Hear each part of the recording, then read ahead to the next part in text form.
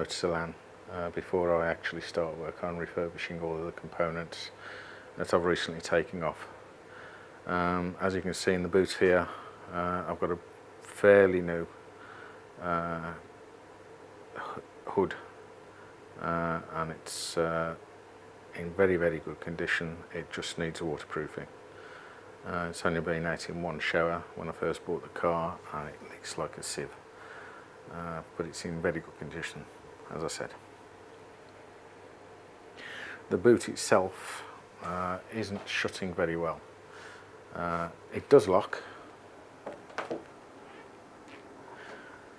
but it's not sitting quite right, and I think the reason for that is the boot seal. And I understand a lot of people have problems getting the right seal to fit.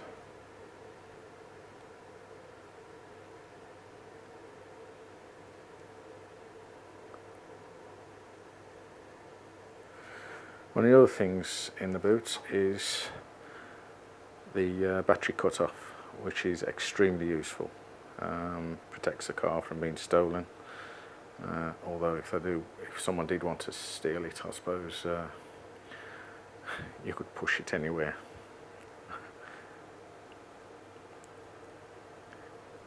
Now I'll get the hood out so you can have a quick look underneath and see what that's like. As you can see, it's got a new, well, relatively new carpet in there. It's of the same quality as that of the interior. Not particularly good, but that will be replaced. Also, as you can see, it's had new wooden panels put in. That I've actually taken off so that I could fit the original registration which I applied for. A very simple process to actually get the original number plate. So let's have a look under there now. Remove the carpets. As you can see, with the carpets removed, someone's actually remade the boot floor, or sorry, the panels that sit above the fuel tank. It fits okay, but I'd like to make it as it originally was.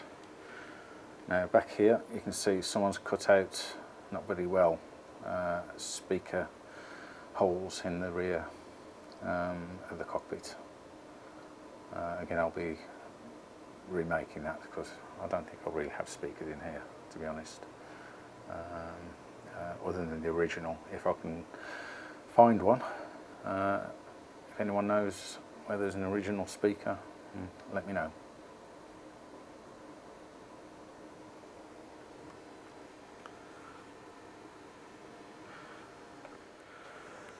Spare wheel, fuel tank.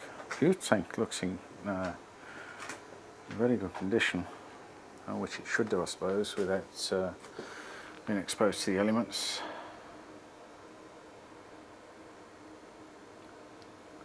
I'm not sure if it's actually picking up on the camera, but the top of the turrets, the gap between the top of the body and the turret different one side to the other. I can't see that being a problem. Perhaps it's just the moulding of the body or the fitting of the top tray that sits above it. I don't know whether that's normal. I'm sure someone might be able to let me know. One thing that someone actually did do is attach the rear bumper with bolts that actually go through the bumper. Now I'm 100% sure that that wasn't original, but what I've done is I've actually taken the bolts that were fitted to hold the bumper on and go back to the original. But now you can see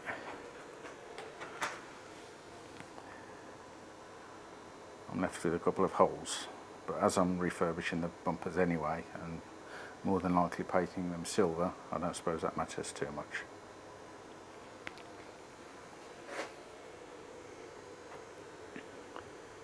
Underneath we've got a stainless steel back box fitted, unlike the rest of the system, which is mild steel, which I've had to cut about to get the fittings apart. So looks like I'm going to have to replace the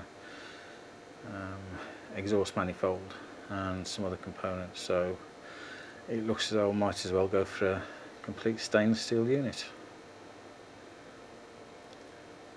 It's had a couple of bumps under here by the look of it.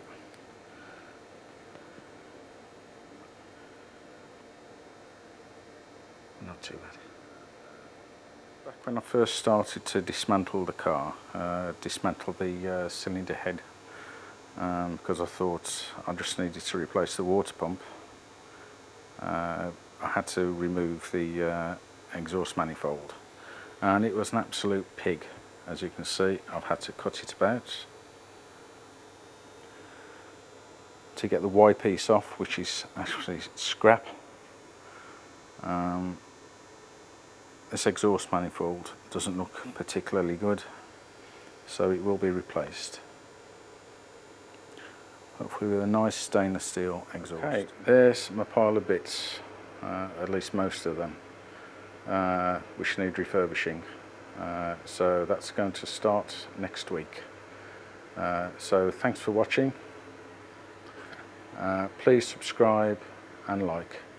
I know this hasn't been a particularly practical episode, but it just shows a little bit more of what the car is, what it's about, and what I need to do. Okay, thanks for watching. See you soon.